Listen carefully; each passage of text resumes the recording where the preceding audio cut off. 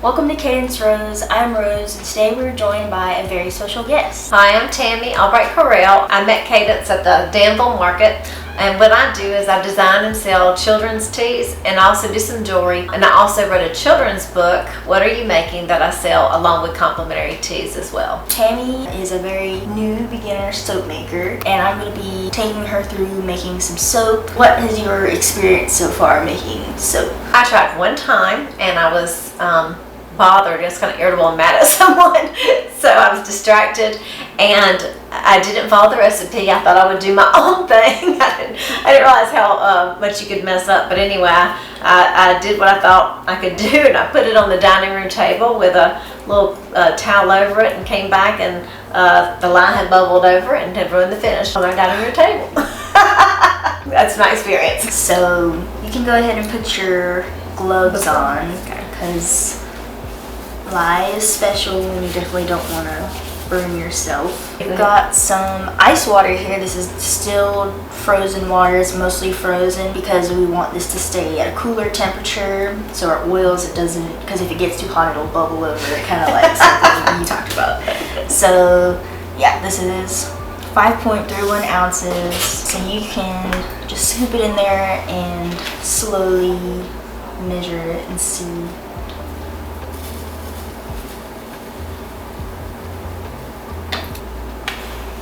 Wow, this is like really getting heavy quickly, and I didn't realize it's like it's not like putting gas in your car, which is slow. And you do it with ice also to help with fumes and stuff, because lye fumes really suck, and it's gonna get hot no matter what, really, but you do want to make sure that, you know, less fumes, less heat, so you don't have to cool it as much.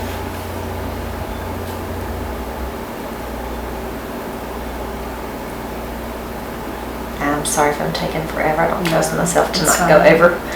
I know when we first made our first batches, we were taking forever. Crazy slow, I know. It's better to be slow than overconfident.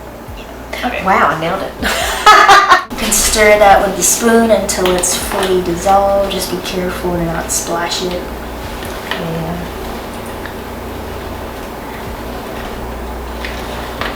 And it's a little cloudy because we have a pretty good water discount. So when you normally make it with like a 33% discount is what normal recipe is. It'll be a little more clear.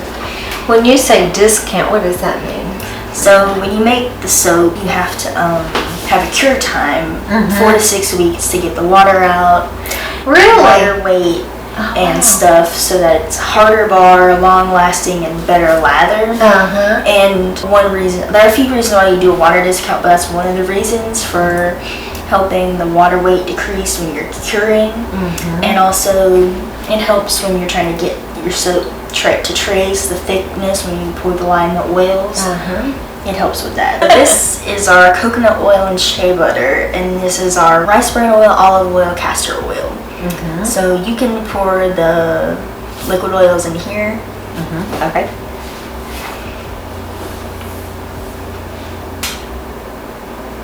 So this is white kaolin clay.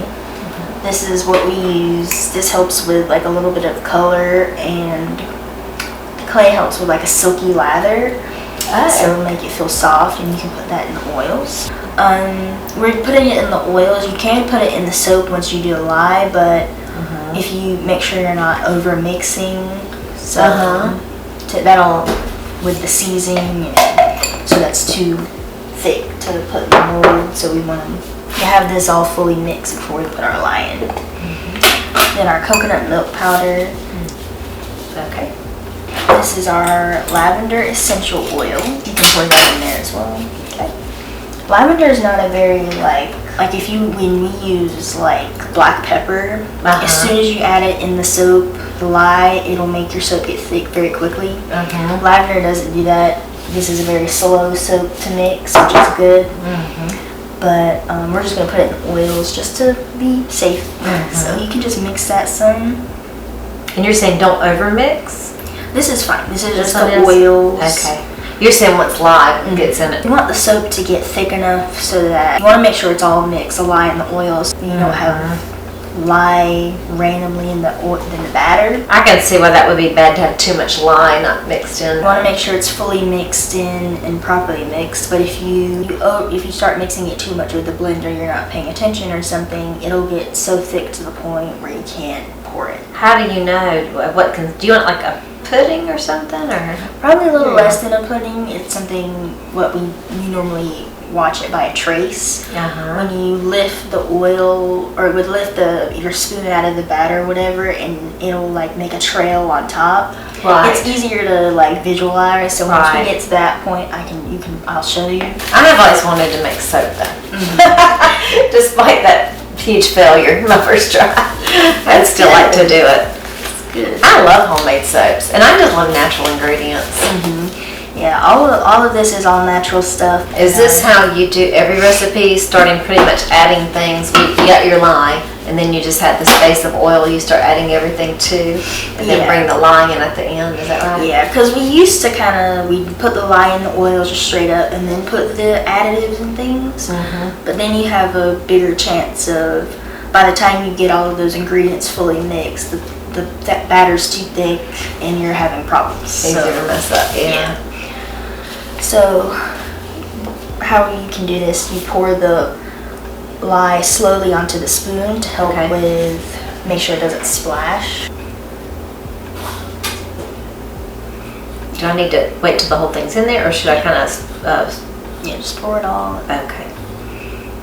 When you do a recipe, you want to make sure it's really accurate. That's why you have the kitchen scales, so that you want to have the right amount of oil and the right amount of lye. And also with the oils, you have a thing called super fat, which is also for skin. Like, it makes it feel good on your skin, but also for like a buffer. It's a extra amount of oil in the soap. It helps for a buffer, just in case your kitchen scale's wrong, you accidentally make a mistake. Do you always use a buffer? Yeah, well, unless you're doing something like kitchen soap, because that super fat is oil that's not going to be made into soap. Gotcha. So unless you want a strong detergent, is that right? Because if you don't want extra oil when you're washing your dishes or your clothes, because that'll be kind of icky. Trying to get rid of Yeah, but you want that extra oil for your skin because it'll make it feel good and soft. Like this recipe, I think is 5%. For something like coconut oil soap, coconut oil is more cleansing. So you would use maybe like 25%. Am I doing this right? Yeah. You would have probably stopped me by now if I wasn't. So I'm doing this, and then I'm going to kind of do what you call like pick it up a little bit and see how it drips. You can just mix it with a spoon, and it'll probably be too liquidy at that point to tell. Because you have your kind of phases. When you mix like that for a few seconds, it'll probably be at something called emulsion, which is when the lye and the oils are mixed together, but they're not thick. It's just kind of still the soupy texture. But it's soap, like you mix it into the batter and you could pour it. But you want to get it to a thicker consistency so that it'll set up at a good time. Because you don't want to have to wait a week to unmold your soap. So you're saying it's a solution, it's just going to be not a very... This is the blender. This is our kind of like less powerful blender. So you press this button. This one is the slower button. You want me to do slower, or you do the slower one for now? You just like burp it to get some of the bubbles out, and you just do that. And you can just pulse it like that, just for right now. I don't know how to do this. Is that right? Just do that? Tell me if I'm doing a terrible job. No, it's fine. If I'm being a slow learner.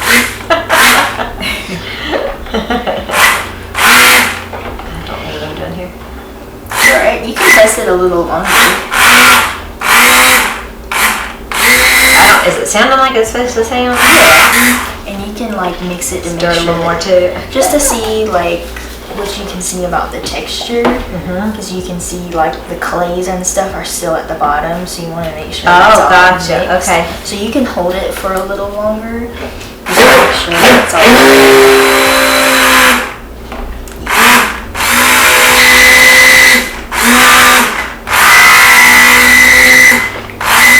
I'm having a hard time holding this down when it's all the way, you know what I'm saying, touching the bottom. Is that, shouldn't you have to do it again? And you can like move it up, and it doesn't have to be fully at the bottom. You can move it up a little. Just make sure to have these holes fully under, otherwise it'll splat at you. Ooh, okay. And you can just stop and stir it. And right now it's still like very loose and stuff, so we want to get it thicker. You can do it a little quicker if you, a little longer. Longer, okay. Yeah. Probably both.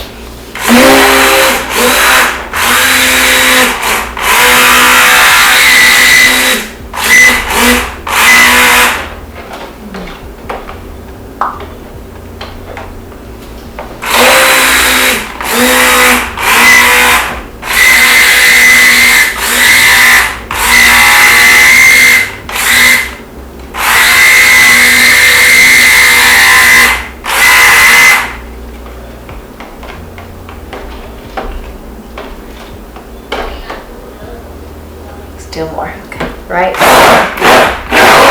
Ooh, it's making that noise. It's getting thicker. Is that what that's doing? I think it also has to do with the table. If you put it to the bottom, it's going to make a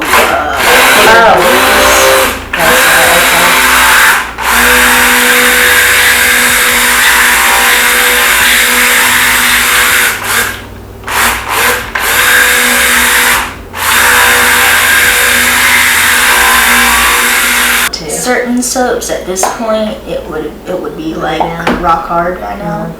So it is getting thicker. It's just taking slower to do it. That's fine.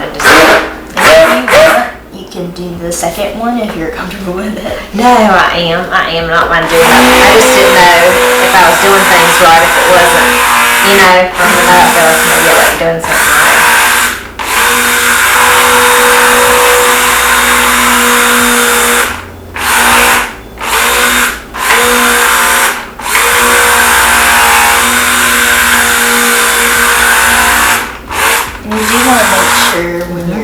Mixing that you are stirring checking, because what we've had it with, it's more with bigger pots of soap.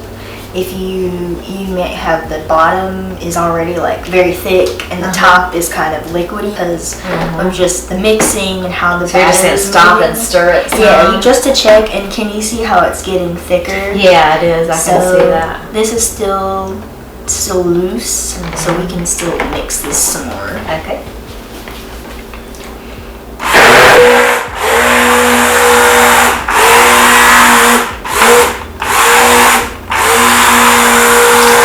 Looks like it's hardening up. I don't know what I'm doing. It's getting good, thick.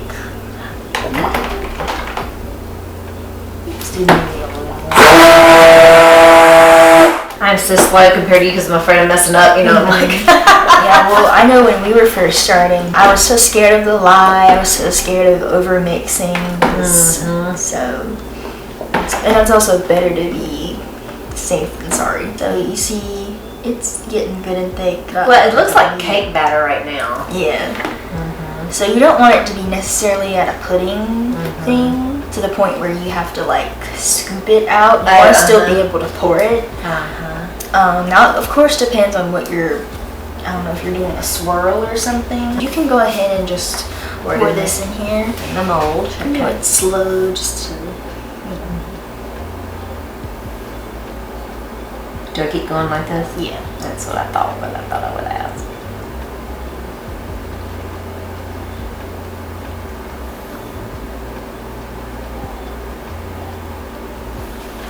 How many do you usually put in a batch? Soap bars, like, will you do in a batch? Now, for this loaf is about maybe like 8 bars and like a sample size.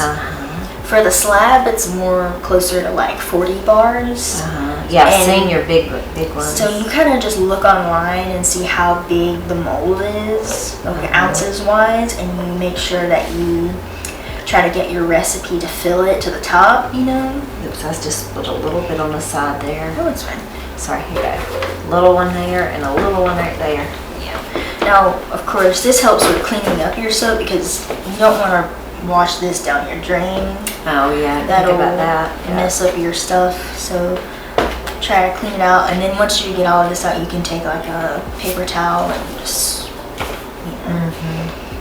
we're gonna try to get all of this in the mold, and yeah, getting it on the side's fine, because in A little one on your table here, just a little yeah. Well, the stainless steel lye won't eat through stainless steel and things like that. Don't want aluminum, but it's fine with stainless steel, glass, and like silicone. It wasn't difficult to do, but you did the hard part. You know? What? Well, yeah, making up the recipe. Oh, well, once you learn, I mean, there are a lot of things that making a recipe and a calculator is not hard. It's just learning about what recipe details are what. There are a few things you just have to research and know about when you make your recipe, but once you know about it, you make probably one recipe to make your batches with, and then you're kind of set. So we've got this poured in the mold, and we're gonna put our lavender buds on and cut this probably tomorrow. But if you enjoyed this video, make sure to like and subscribe, comment down below any video ideas or questions you have, and thank you. I've had fun. and tell them where they can find you online and stuff like that. I have a t-shirt shop for little kids. It's wetees.bigcartel.com. I have a Facebook page for my book, What Are You Making? And I just started doing videos. I do dog food, homemade dog food recipes, and that's on YouTube under King Charles Kitchen. So check it out. Go check out Tammy's shirt shop and her book. So thank you for watching.